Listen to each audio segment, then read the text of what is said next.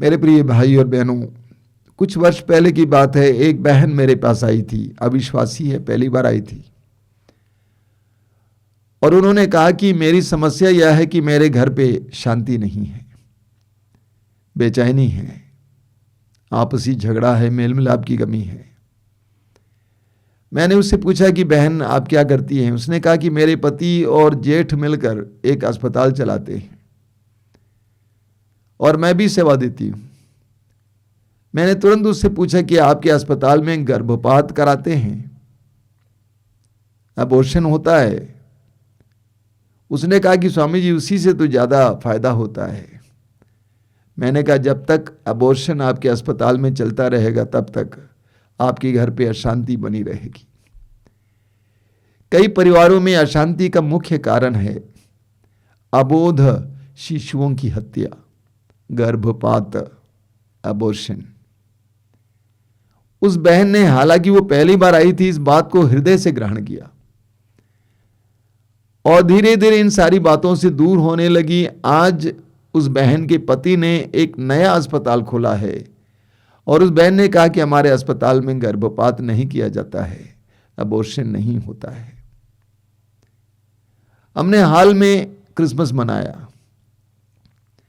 Christmas से जुड़ी हुई कई परंपराएं हैं, कई घटनाएं हैं। मत्ती के सुसमाचार के अध्याय 2 में हम पढ़ते हैं, जब प्रभु यीशु का जन्म हुआ को आकाश में एक अनोखा तारा दिखाई दिया और पूर्व देशों से 3 ज्योतिषी उस तारे का अनुगमन करते हुए यरूशलेम पहुंच गए। वहां पर राजा हेरोद के दरबार में पहुंच गए और पूछा कि वो राजा कहां जन्मा है जिसके बारे में हमें उस तारे के द्वारा इशारा मिला है। राजा घबरा गया। राजा ने उन ज्योतिषियों को बेतलहम भेजा क्योंकि उनको बताया गया कि बेतलहम में मसीहा को जन्म लेना है। राजा ने उनसे यह भी कहा कि आप लोग आराधना करें और आकर मुझे बताएं, मैं भी जाकर आराधना करूं। इस बीच ज्योतिषियों को स्वर्गदूत ने कहा कि आप जिस मार्ग से आए उस मार्ग से वापस न लौटें, दूसरे मार्ग से लौटें। इसलिए ज्योतिषी राजा के पास वापस नहीं आए। राजा क्रुद्ध हुए और राजा ने यह आदेश दिया कि बेतलहम और आसपास की जगह के 2 साल के और 2 साल से छोटे सारे बच्चों को मार डाला जाए। ऐसा ही हुआ। हजारों की संख्या में बच्चे मार डाले गए, अबोध बच्चे मार डाले गए। मेरे प्रिय भाई और बहनों, आज इस संसार में करोड़ों की संख्या में अबोध बच्चे माताओं के गर्भ में ही मार डाले जाते हैं। करोड़ों बच्चे माताओं के गर्भ में ही मार डाले जाते हैं, गर्भस्थ शिशु मार डाले जाते हैं। एक बार मैंने अखबार में एक खबर पढ़ा और मैं हैरान हो गया। शायद ताइवान में, कई वर्ष पहले की बात है, ताइवान में होटलों में सबसे महंगा पकवान था भ्रूण, मनुष्य का भ्रूण, यानी गर्भस्थ शिशु। तस्वीर भी दी गई थी कि जिस तरह लोग मुर्गी खाते हैं उसी तरह मनुष्य के उस बच्चे को लोग खा रहे थे। मनुष्य कहां से कहां गिर गया है, पाप बोध खो दिया है। मनुष्य ने पाप बोध खो दिया है। आज अपने अपराध को छिपाने के लिए गर्भस्थ शिशुओं को मार डाला जाता है। जब पता लग जाता है कि गर्भ में बच्ची है तो उसको मार डाला जाता है। लोग अंधविश्वास में पड़कर जब पता चलता है कि उसके गर्भ में जो बच्चा है वो अपशकुन है, उसको मार डाला जाता है। जब लोगों को पता चलता है कि गर्भ में जो बच्चा है वो अपंग है तो उसको मार डाला जाता है। बड़ी अजीब बात है कि कई ऐसे लोग जो विश्वासी हैं, जिन्होंने डॉक्टर की सलाह को नहीं माना, उस बच्चे को गर्भ का प्रसव होने दिया, बच्चे को धरती पर जन्म लेने दिया, वो बच्चे सही सलामत जन्म लिए। कई लोग अपने सुख को न कम होने देने के लिए बच्चों को मार डालते हैं। एक और बच्चा आएगा तो हमारा सुख छीना जाएगा। इसीलिए मार डालते हैं। जनसंख्या कम करने के लिए मार डालते हैं, बच्चा ज्यादा ना हो इसीलिए मार डालते हैं। गर्भस्थ शिशु को मार डालना, अबॉर्शन करना, गर्भपात करना सरासर अपराध है। प्रभु ईश्वर ने 10 नियम दिया। 10 नियमों में 5वां नियम है मनुष्य की हत्या नहीं करना। मनुष्य की हत्या नहीं करना ये ईश्वर के 10 नियमों में एक नियम है। उत्पत्ति ग्रंथ की अध्याय 9 वाक्य 6 में लिखा हुआ है, जो मनुष्य का रक्त बहाता है उसका रक्त भी मनुष्य द्वारा बहाया जाएगा। जो मनुष्य का रक्त बहाता है उसका रक्त भी मनुष्य द्वारा बहाया जाएगा, क्योंकि ईश्वर ने मनुष्य को अपना प्रतिरूप बनाया है। जब किसी मनुष्य की हत्या होती है तो वहां ईश्वर के प्रतिरूप की ही हत्या होती है। और विशेष करके सोचिए, जो शिशु माताओं के गर्भ में है वे निहत्थे हैं, अपने को बचाने के लिए कुछ नहीं कर सकते हैं। आप देखिएगा, एक छोटी सी चींटी को भी आप मारने का प्रयास करेंगे तो चींटी बचने के लिए प्रयास करती है। आत्मरक्षा के लिए मनुष्य क्या क्या नहीं करता है, लेकिन वो गर्भ में पड़ा बच्चा अपनी मां के गर्भ में भी असुरक्षा महसूस करता है। वो गर्भ में दौड़ने लगता है उस यंत्र से बचने के लिए जो उसको मार डालने के लिए आ गया हुआ है। कहा गया है कि बहुत सारे डॉक्टर्स और नर्सेस जो गर्भपात में मदद करते थे, जब उन्होंने गर्भपात की प्रक्रिया की फिल्म देखी कि किस तरह वो गर्भ में पड़ा बच्चा उस यंत्र से भागने का प्रयास करता है, तो उन्होंने इस काम को छोड़ दिया। गर्भपात करना सरासर अपराध है, चाहे सरकार माने या ना माने, सरासर अपराध है। हमें निर्गमन ग्रंथ के अध्याय 1 वाक्य 22 और 23 में इस प्रकार पढ़ने को मिलता है। वहां लिखा हुआ है, यदि लोग आपस में लड़ें और किसी गर्भवती स्त्री को इतनी चोट लग जाए कि गर्भपात हो जाए और शिशु को कोई हानि ना हो, तो उतना जुर्माना दिया जाए जितना उस स्त्री के पति निर्धारित करे, और न्यायाधीशों के निर्णयानुसार उतना देना जो होगा। अगला वचन, यदि कोई अन्य क्षति हो तो प्राण के बदले प्राण का दंड दिया जाए। यानी कोई गर्भवती नारी लड़ाई में आ जाए, उसको चोट लग जाए, गर्भपात हो जाए, बच्चा सही सलामत निकले तो कोई बात नहीं, हल्का जुर्माना। अगर उसका प्राण लिया जाए तो प्राण के बदले प्राण। इसके द्वारा प्रभु ये बताना चाहते हैं कि गर्भपात करना कितना बड़ा अपराध है। पूरी बाइबल में हम पढ़ते हैं कि ईश्वर जीवन दान के पक्ष में है। God is pro life. ईश्वर जीवन दान के पक्ष में है। मसीहा के बारे में इस्यास नबी अध्याय 42 वाक्य 3 में लिखा हुआ है, वह कुचले हुए सरकंडे को नहीं तोड़ेगा, वह कुचले हुए सरकंडे को नहीं तोड़ेगा और धुआंती बत्ती को नहीं बुझाएगा। मसीहा के बारे में बताया गया है कि वह कुचले हुए सरकंडे को जो पड़ा हुआ है उसको भी नहीं तोड़ेगा, उसको भी जीवित रखने का प्रयास करेगा। धुआंती हुई बत्ती को नहीं बुझाएगा, बल्कि उसमें जीवन लाने का प्रयास करेगा। यूहन्ना के सुसमाचार के अध्याय 8 को लीजिए। प्रभु यीशु के सामने एक नारी लाई जाती है, जिसके बारे में वहां पे लिखा हुआ वो व्यभिचार में पकड़ी हुई थी। वो व्यभिचार में पकड़ी हुई थी और मूसा के नियम के अनुसार उस पे ऊपर पथराव होना था और मार डालना था। लेकिन हम जानते हैं प्रभु यीशु ने उस नारी को, व्यभिचार में पकड़ी गई नारी को मौत के मुंह से बचा लिया, छुड़ा लिया। ईश्वर जीवन दान के पक्ष में है, जीवन लेने के पक्ष में नहीं है।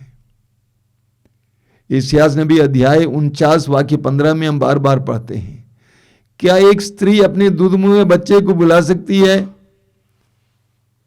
क्या वो अपने गोद के पुत्र पर तरस नहीं खाएगी? यदि वो अपने बच्चे को बुला भी दे तो प्रभु कहते हैं मैं तुम्हें नहीं बुला सकता। प्रभु हमें नहीं बुलाएंगे, प्रभु हमें बचाएंगे, वो बचाना चाहते हैं। यिर्मयाह नबी के ग्रंथ की अध्याय 1 वाक्य 5 में प्रभु कहते हैं, तुम्हारी माता के गर्भ में तुम्हें रचने से पहले ही मैंने तुमको जान लिया। एक बहुत गहरी बात है। प्रभु कहते हैं कि तुम्हारी माता के गर्भ में तुम्हें रचने से पहले ही, यानी तुम्हारे मां के गर्भ में तुम्हारे आने से पहले ही मैंने तुम्हें जान लिया। और बच्चे के उसके मां के गर्भ में आने से पहले ही प्रभु के हृदय में उसके बारे में धारणा आई। प्रभु ने उसको जान लिया, प्रभु ने उसको जानबूझकर उस गर्भ में आने दिया। अभी कुछ दिन पहले एक परिवार आया हुआ था, 16-17 साल का एक लड़का बोल रहा था कि मेरे पापा ने मुझसे कहा एक बार शराब पी अवस्था में कि मैंने तुम्हें नहीं चाहा कभी, मैंने तुम्हें नहीं चाहा कभी, यानी तुम अनजाने में जन्म लिए हो। लेकिन प्रभु कहते हैं तुम्हारी माता के गर्भ में आने से पहले मैंने तुम्हें जान लिया। एक एक शिशु को प्रभु ने जान लिया।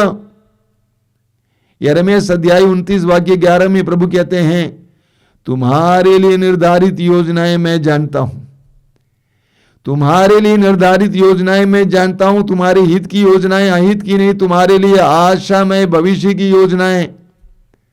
प्रभु ईश्वर के मन में हर एक मनुष्य के लिए एक योजना है।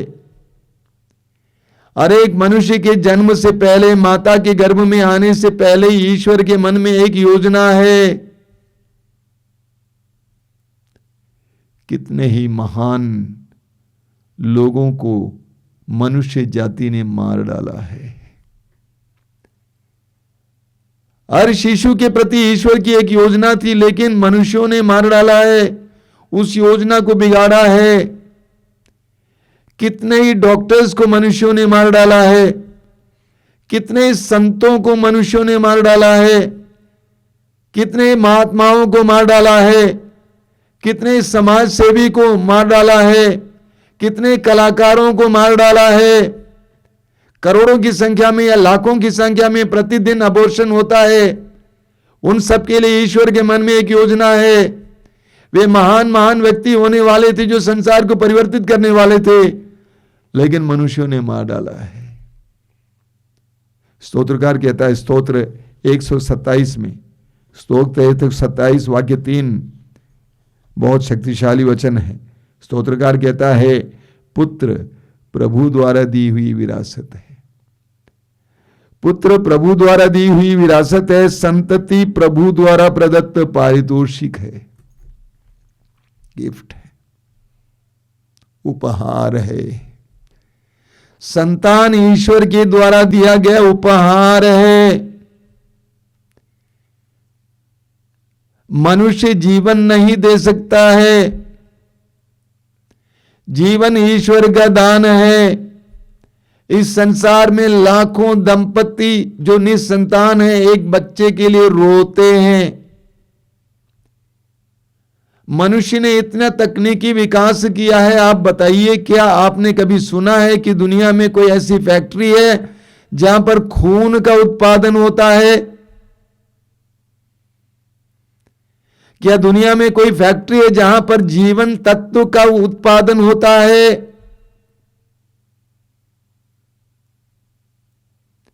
जीवन ईश्वर का वरदान है, कोई और नहीं दे सकता है। हां, कई ऐसे अवसर हैं जहां पर गर्भ के बच्चे को मरने देता है या मारा जाता है। मान लीजिए उसकी मां के लिए उसका जन्म खतरा बने, यानी उसको जन्म देते हुए मां मर जाएगी, ऐसा पक्का विश्वास है, पक्की धारणा है डॉक्टर को, तो उस बच्चे को मारने के लिए अधिकार दिया जाता है, क्योंकि उस मां के अंदर मां की बड़ी बड़ी जिम्मेदारियां हैं। वरना गर्भस्थ शिशु को मारना अपराध है, पाप है। आज हमें प्रार्थना करने की आवश्यकता है। आज हमें प्रार्थना करने की आवश्यकता है सबसे पहले कि मनुष्य के अंदर पाप बोध आ जाए, यानी पाप का ज्ञान मिले। आधुनिक मनुष्य ने अगर खोया, बहुत सारी चीजें खोई हैं, एक चीज जो खो दी है वो है पाप बोध। पाप के बारे में ज्ञान कुछ भी किया जा सकता है, स्वार्थ की पूर्ति के लिए कुछ भी किया जा सकता है, कत्ल भी हो सकता है, कुछ भी हो सकता है। पाप बोध खो दिया है। हमें मनुष्यों के लिए प्रार्थना करना है कि प्रभु हमें पाप बोध दीजिए। दूसरा हमें प्रार्थना करना है कि सरकारों के लिए, कि सरकार इस सच्चाई को ग्रहण करें कि जीवन दान ईश्वर का वरदान है, जीवन लेने का अधिकार हमें नहीं है, इसलिए अबॉर्शन गर्भपात करना अपराध है, दंडनीय अपराध है, ये कहें। हमें प्रार्थना करनी है डॉक्टरों, अस्पतालों और नर्सेस के लिए, उनको इस बात का एहसास मिले कि गर्भपात कराते हुए, करते हुए हम जो कर रहे हैं ये अपराध है, अन्याय है, मानव जाति के प्रति अन्याय है। गर्भपात के द्वारा, ईश्वर के द्वारा दिए जाने वाले बड़े बड़े उपहारों को हम बर्बाद कर रहे हैं, ऐसा एक एहसास उनको मिले। हमें आज प्रार्थना करनी है अनाथ बच्चों के लिए, जो प्रसव के बाद यहां वहां फेंके जाते हैं, अनाथालयों में पल रहे हैं, सड़कों पे पल रहे हैं, कि प्रभु ने अपने प्रेम से बरते। समाज उनके प्रति अपनी जिम्मेदारी को पहचाने और उनके प्रति अच्छा व्यवहार रखें, उनको प्यार दें, उनको संभालें, उनको आगे बढ़ाने के लिए मदद करें। आइए हम प्रार्थना करें। प्रभु यीशु धन्यवाद देते हैं आज के सुंदर दिन के लिए, इन पवित्र क्षणों के लिए धन्यवाद देते हैं यीशु। प्रभु तूने कहा मैं इसलिए आया हूं कि उन्हें जीवन मिले, बल्कि परिपूर्ण जीवन मिले। तूने हमें जीवन देने के लिए क्रूस पर अपने आप को अर्पित किया। तू कभी किसी का विनाश नहीं चाहता है, तूने स्वयं कहा है। तू चाहता है कि सबका जीवन भरपूर हो। तूने कहा मैं इसलिए आया हूं कि उन्हें जीवन मिले, बल्कि परिपूर्ण जीवन मिले। परिपूर्ण जीवन देने के लिए संसार में आए यीशु, हम प्रार्थना करते हैं इस समय संसार भर के सभी मनुष्यों के लिए प्रार्थना करते हैं कि हमारे अंदर इस बात का एहसास हो कि गर्भपात के द्वारा गर्भस्थ शिशुओं को मार डालते हुए हम अपराध कर रहे हैं, ईश्वर की योजना में दखल कर रहे हैं, ईश्वर की योजना को बिगाड़ रहे हैं। लैंगिकता के बारे में हमें सच्चा ज्ञान दीजिए, जिम्मेदारी दीजिए, ईमानदारी दीजिए। प्रभु यीशु समय संसार भर के सभी लोगों के लिए प्रार्थना करता हूं, हमारे अंतःकरण को जगाइए, हमारे अंतःकरण को जगाइए, हमें पाप बोध दीजिए। धन्यवाद यीशु, धन्यवाद यीशु, धन्यवाद यीशु।